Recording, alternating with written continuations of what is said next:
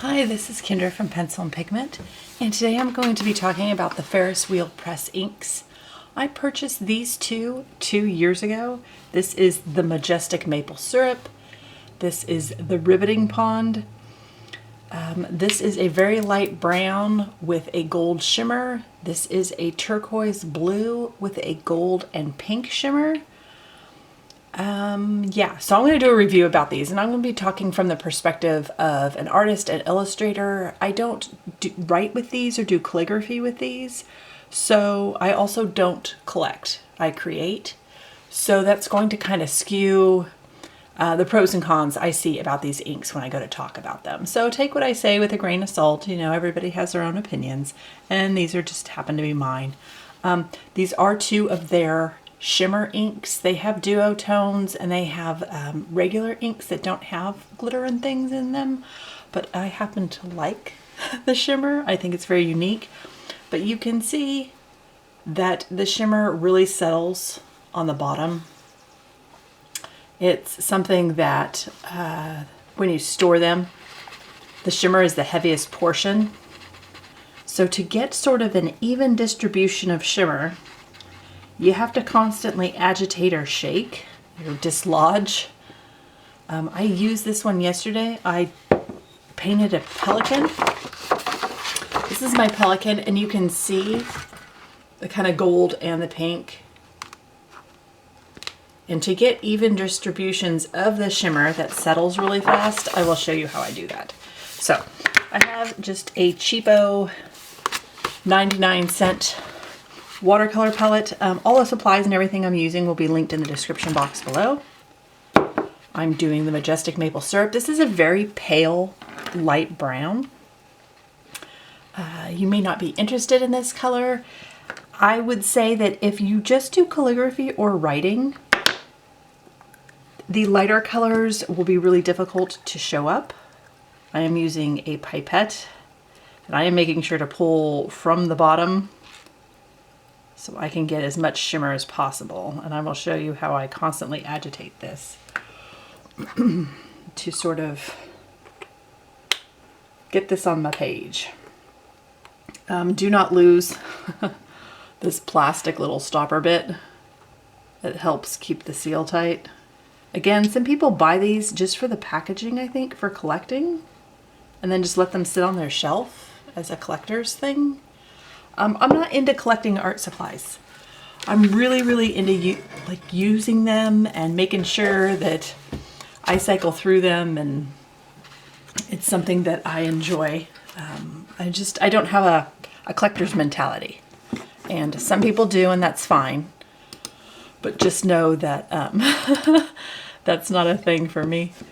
Okay, let's see. I am doing a portrait today, and I have a couple ideas for inspiration. Yeah, okay. So I'm going to use, these are the Winsor Cotman watercolor brushes, and you can see how dark the ink gets.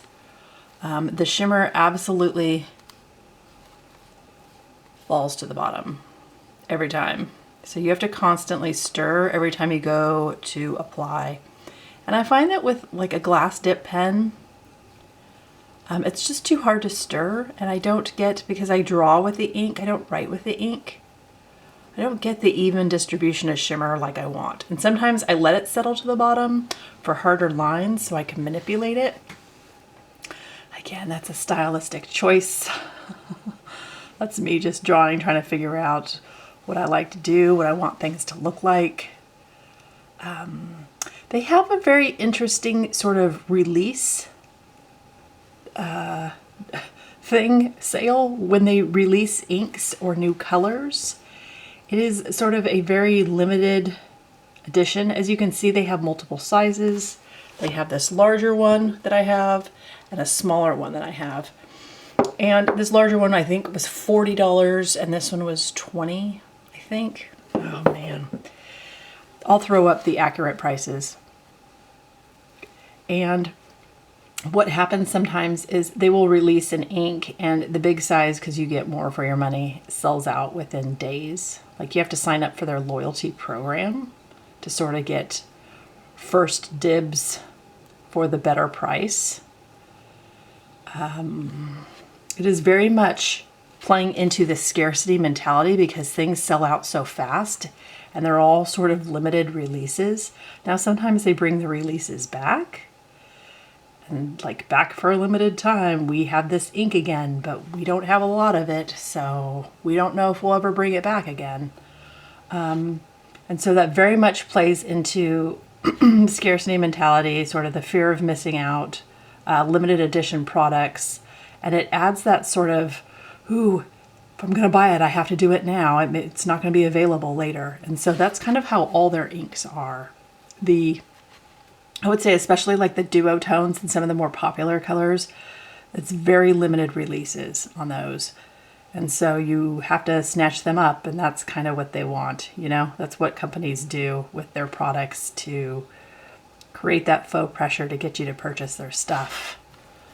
If that's not how you like to purchase things, if you want things always available to you, I would say this is not the company for you because they heavily rely on limited edition releases of stuff. I would say just their plain colors that don't have shimmers or duotones in them are the ones that have more availability and don't sell out as fast, or they keep them in stock. But the more unique colors, they definitely run out of. So I will link other web pages that sell these colors because I think both of these colors are sold out on their main webpage. And if you don't like that whole hurry up now, it's your only chance, this is not the company for you. The other thing is, and again, some of these problems apply to me, some of these don't apply to me. I obviously put it in a well and put it in a paintbrush. I'm drawing an eyeball in case you're wondering, what is she doing? No one knows. It's weird.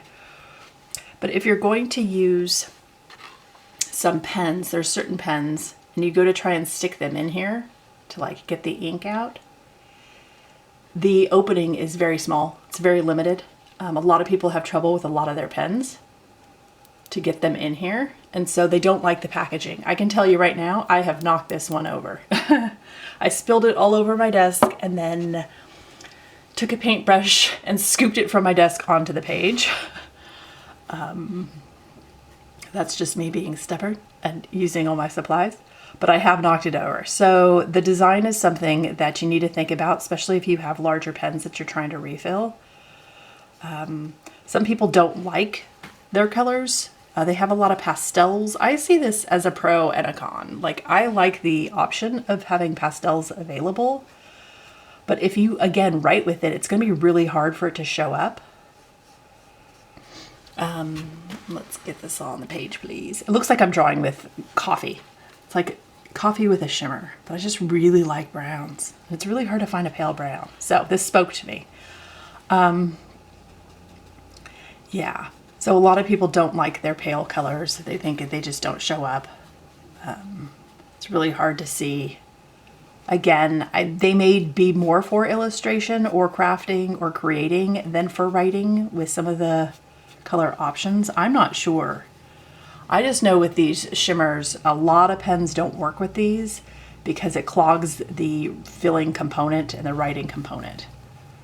So that's something you need to be cognizant of. A lot of pens don't take these inks that have the shimmers in them. But if you like shimmer, then this is a design for you. Again, some of these pros are also cons. I think these inks are very beautiful. I think their duotones might be even more beautiful than the shimmer inks. Sorry, my computer's having pop-ups. Again, I think these colors are reliable. I just think that if you go to sort of do art or do creating with them, you have to sort of get in the mindset of constantly agitating for the benefit of the shimmer, if that's one of the selling features that you want to show up in your art. So I've made my peace with it. Like, I like the shimmer. I think it's really, really unique. I don't have to add like a layer of metallic watercolor or gouache to my art. And so that's something that really appeals to me. But if you're not a shimmer person, this may not be the product for you. The other thing is sort of the price point. I think these are on the higher end of the inks.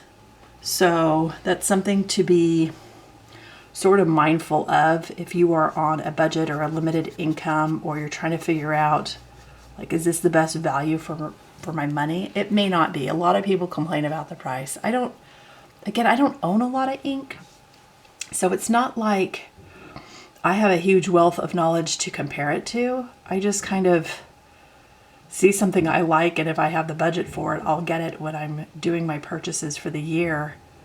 And I purchased these two because, one, I just love brown and I love blue. Would I write with these? No, I wouldn't.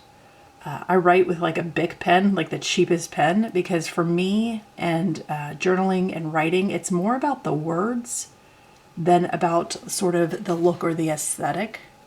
And I know certain inks and things sort of evoke different emotions, but I'm not really going for that in my journaling. So my needs for these inks are purely just drawing and creating, just purely that. So what I need from these is totally different than maybe what you're using your inks for. And that's not to say you can't write with these. Some people like the pale look of certain inks when they write. You know, it's less sort of jarring, it's more soothing. I could tell you that, I'm trying to remember what grade I was in. I wrote with a yellow pen. I think it was junior high. It was a yellow erasable pen. And I tried to get away with that for as long as I could. I really liked it. I thought it was fun. But then I had a teacher that was like, I can barely see this. And I'm like, yes, that's the idea. You don't want to see what I've actually written. It's not that good. So, again, I have a glass dip pen for these. It does a very, very fine line. So if I want the illusion of having a fine liner in these colors, the glass dip pen, or really any dip pen, would work well.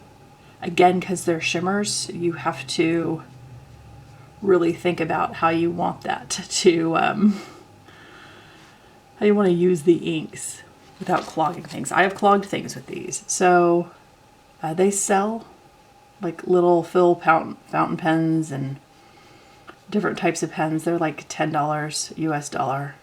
But they're not meant for these. So the shimmers, they say, are 100% for like dip pens.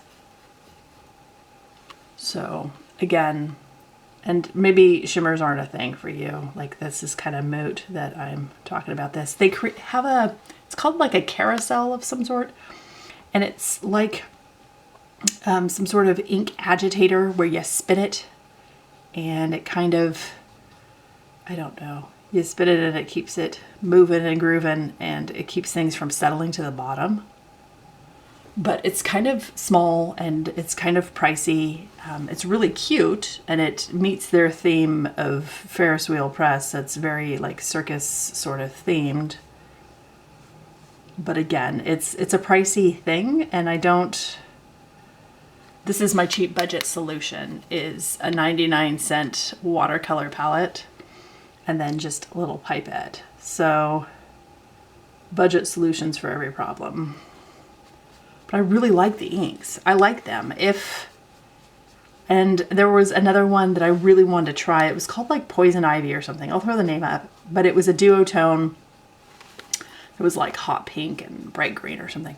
I really wanted to try that one. But it was very much sold out. And it was very much limited edition. And it was very much buy now because you won't be able to get it later. I think they brought it back at least once in the past 3 years. They've brought it back, but again, it sold out really, really quickly. And I'm not partaking in a lot of things that, or a lot of companies that are like, buy it now, we don't have it permanently. And it's sort of strange not to have a permanent stock of some of these really popular colors. But again, I think it's what makes people buy them in the first place. And they're like, I don't know when I'm going to be able to get it again. So if you don't like companies that do that, if that irks you, if you don't like being able to have like a reliable, okay, I am going to flip the script on this illustration. you don't like that reliability and you don't like how companies do that, then this is not the company for you at all. They do a ton of giveaways on their Instagram for their really expensive fountain pens. And some of their inks, and they have a lot of sales, a lot of buy one, get one at certain prices. You can sign up for their emails. They do try and give chunks away, but I think with the amount of people that are interested in their products, like the odds of winning stuff is pretty low statistically. So that's something to be mindful of, is companies that do giveaways, but then you're like competing with thousands of people. So that's kind of hard. I know they do Kickstarters, they do Indiegogos, they do things where they launch new products for lower prices in the beginning. But their pens are hundreds of dollars. I don't know about those pens. I know about their $10 pens. I'm not impressed with their $10 pens. I've put several different types of inks in there. I have a Winsor Newton drawing ink that probably doesn't go in there. I have a platinum black ink. They feel and act really inexpensive, and I'm trying to be polite, but they leak for me. They work for a while and then they stop working. So their $10 pens aren't it for me, and I haven't found the perfect solution yet for their inks, for their pens, for their products. I think just the paintbrush is kind of my happy solution here for some of this. It's the solution I'm the most comfortable with, just because I am comfortable with drawing and illustration. So that's kind of where I'm at with this product. I really like it, even though I think the company policy of not having permanent stock is strange. And the price point, but I know that like the packaging and stuff, it really, really gets to the collectors. The collectors really, really like this stuff. I just don't know from a practical standpoint, with some of the pens being as wide and big as they are, that some of the packaging works with trying to extract the ink and put them in the pens. So keep in mind what pens you have, what bottle size opening. Read reviews. I will link a Reddit thread if you're really curious, of people talking about very specific inks they like, what they don't like, what worked and didn't work for them. If you want to see what the masses are saying, like outside of Ferris wheel presses page and stuff, because sometimes it's hard to get accurate reviews. Can you see it's like a double portrait? I'm going really weird with it, but gosh, I love brown. If I could find a dupe of this color for half the price, I would totally do it. But it would have to have the shimmer too, because I mean, otherwise I'd just buy a light brown pen. And what's the point in that when you can have it shimmery? So she likes the sparkle, folks. Again, if sparkle turns you off and that's not a thing for you, this is not. I mean, again, they do have ones. If you're looking for a very specific yellow ink, they have very specific yellow inks. They have some really unique pastels. But I can't imagine trying to write with them and have it show up really well. So you'll have to figure out the best way to do that for you and what your needs are. So really, really do your research. Really think about what pens you have, what supplies you have, what you want from the inks. Like, what do you want from them? Do you want them for your journaling? Do you want them for your illustrations? What do you want them for? And see if this is one like within your budget, and then realize, okay, you may fall in love with a really unique color that's not always available to rebuy. And I think maybe it just causes people to purchase now, or to buy 2 bottles every time they go to purchase something. Because again, they don't keep it in stock. So keep all these things in mind when you're looking at inks, when you're looking at these inks. Their packages are pretty, but I didn't keep the boxes. I don't really keep packaging of my art supplies. And that's another thing. Like, if that's not a thing you do, then half of the ooh factor of this product just doesn't even apply. Yeah, I don't keep packaging because it just doesn't, I don't know. I don't like it on my shelf. I like to be able to see the supplies and know how much ink is in the bottle without having to open up the box. So the box has like the ton of color on it, but I didn't keep it. So that's where I'm at with these inks a year later. I like them with a paintbrush. I like them in a watercolor palette. I like to be able to control all the things for even distribution of shimmers, and I like shimmers. I totally like them. I like sparkly in my art.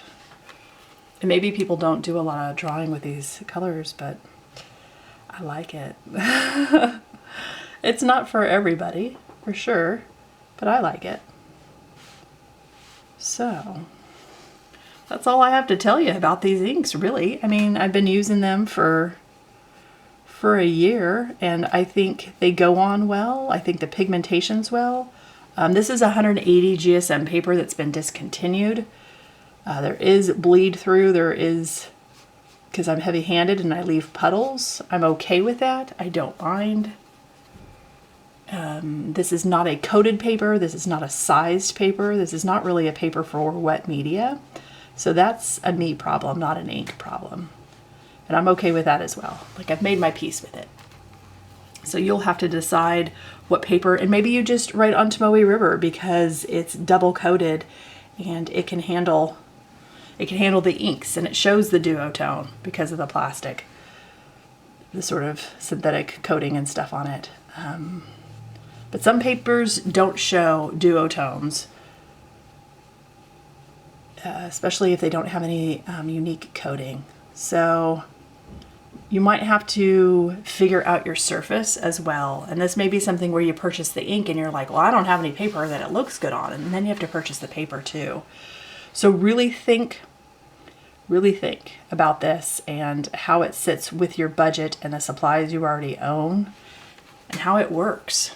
You know, how does it work with your other tools? How would it work with your surfaces? These are all things to consider, and it's kind of hard to find. It's kind of hard to find certain reviews and people talking about some of this stuff. They have like a partner program where you can sign up to be a partner and you get free product, and then you create stuff with their product and you tag them. I think you have to have so many followers on all different platforms totaling together. Like, you have to have a pretty decent audience with decent engagement to qualify for that.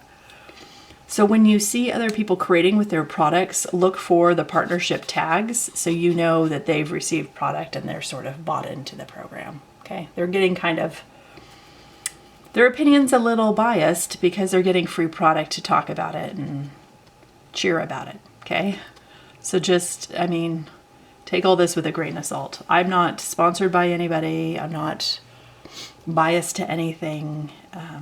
Like I said, the companies that I would want free product from don't do that. So this wouldn't be a company I would do that from because there's only so many inks I actually like, and I only want things I'm going to use. There's no sense in me getting tons of hot pink inks when I have no desire to have them. Like, I have one and I don't need any more. So if they were to give me free ones, I'd be like, what do I do with this?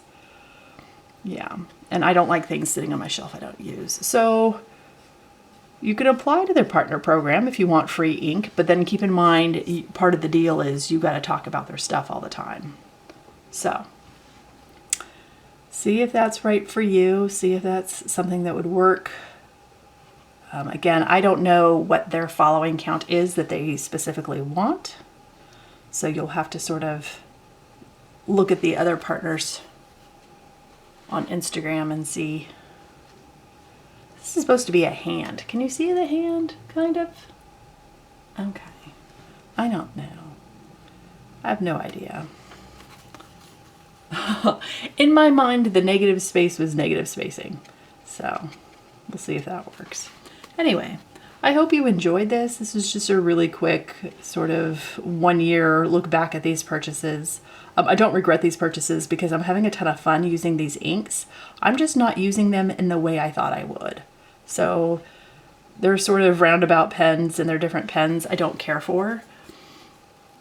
And the dip pen is a very fine liner, and I just like these big and beautiful, and I want to see the rich color and I want to see the rich sparkle, and to do that I kind of have to paintbrush. This is a 4 round. So if you're wondering like what size paintbrush is that? Also, I'm working on an A4, which is almost the size of a standard US piece of paper.